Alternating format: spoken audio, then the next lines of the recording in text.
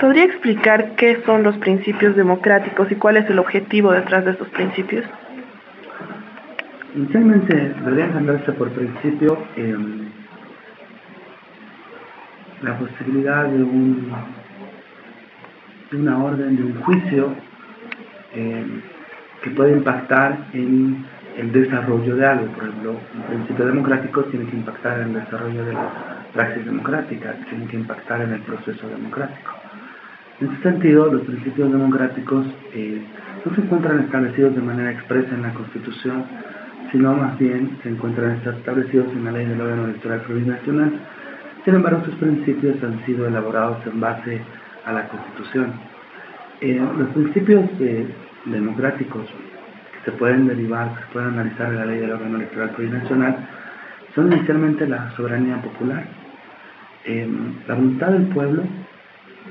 Acá debe comprenderse que, de acuerdo al artículo 3 de la Constitución Política del Estado, el pueblo es un cuerpo complejo, es decir, supone la existencia de bolivianos y bolivianas, supone la existencia de naciones y pueblos indígenas y campesinos, comunidades interculturales y comunidades afro.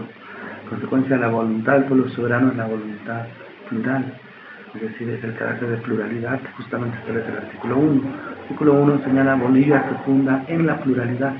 ¿Cuál es esa pluralidad? El pueblo boliviano. Esta noción de pueblo boliviano significaría que hay distintas formas de expresión de esta soberanía. En este sentido, hay distintos niveles o formas de democracia.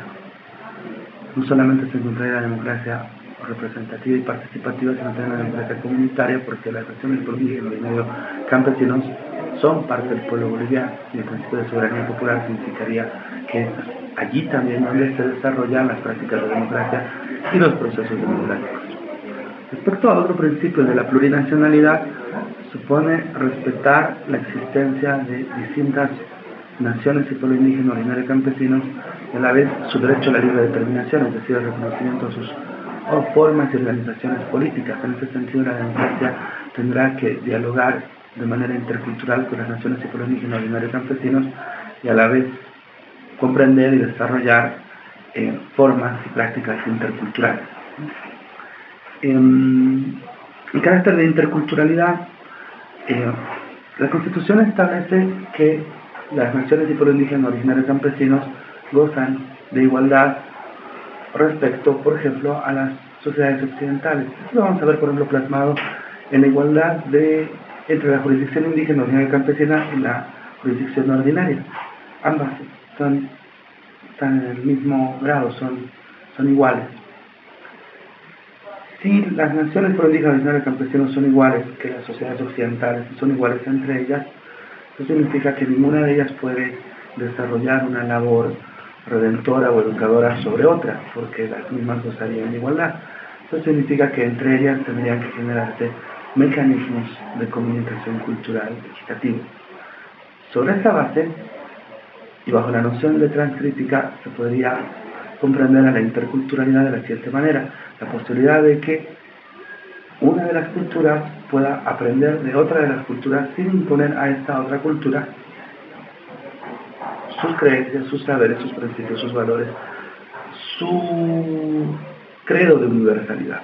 Porque no hay cultura que no se sostenga si no cree que lo que plantea y lo que piensa es universal. Eso inicialmente. Y esta otra cultura, la que está debajo, en determinado momento podría igual acercarse a la otra cultura y aprender de ella, sin la necesidad de inculcarle sus valores, sus principios o tratar de educarla. En este sentido, la interculturalidad sería una manera mediante la cual ambas podrían alimentarse mutuamente y podrían aprender una de la otra sin el tutelaje colonial, patriarcal de una de ellas sobre la otra, sin que una de ellas trate de señalarle a la otra que es superior y que en consecuencia le va a enseñar esta cosa. Bajo esta lógica, las formas de democracia deberían sostenerse en este mecanismo, en esta posibilidad intercultural.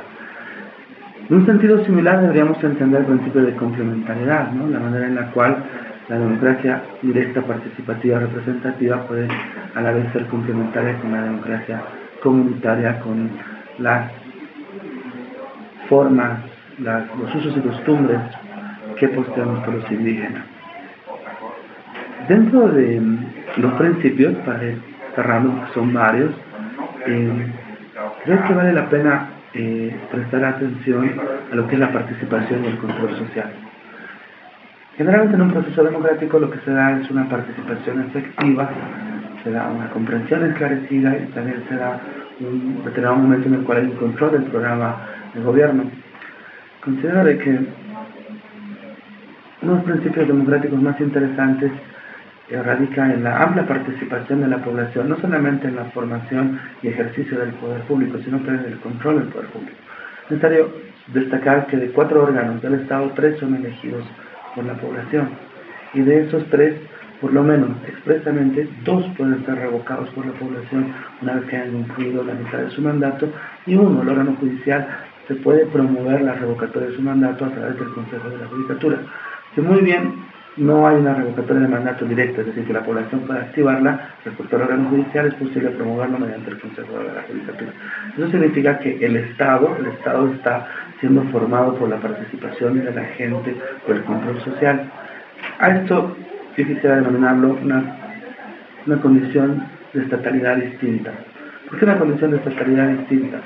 Generalmente el Estado era el que imaginaba la sociedad, se le imaginaba monolingüe, desarrollaba las formas en las cuales se enseñaba solamente el castellano, se le imaginaba mestiza, generaba los imaginarios para ese mestizaje. Entiendo por nueva condición de estatalidad, que puede complementar estos principios democráticos, como el Estado que es más bien dibujado por la sociedad plural.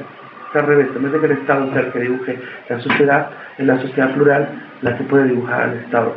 Por ello, lo que no es casual que el carácter de pluridimensionalidad, que también es un principio democrático, atraviese más de 140 veces el texto constitucional, es decir, no es casual que todas las instituciones en determinado momento tengan esta cualidad pluridimensional.